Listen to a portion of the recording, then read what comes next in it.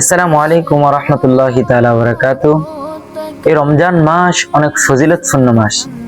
যদি এই রমজান মাসের একটি রোজা কেউ ইচ্ছাকৃত ভাঙে, একটি রোজা ইচ্ছাকৃতভাবে কেউ না রাখে, তাহলে দেখেন কত মারাত্মকভাবে ক্ষতি হবে।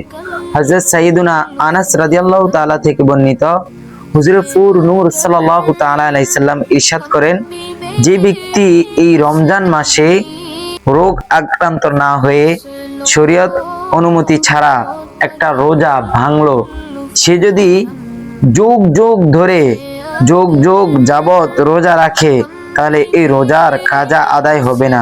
যদিও পরবর্তীতে সে রোজা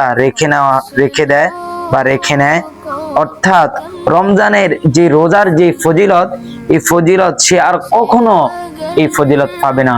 অর্থাৎ যারা রোজা ইচ্ছাকৃত ভাঙছেন, খুব সাবধান। এই রমজান মাস বারবার আসবে না, এই রমজান মাস আপনি বারবার পাবেন না।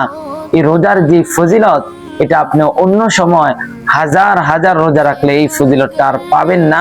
এজন্য দয়া করে কেউ ইচ্ছাকৃতভাবে শরীয়তের অনুমতি ছাড়া, শরীয়তের আইন ছাড়া কেউ রোজা ভাঙবেন না।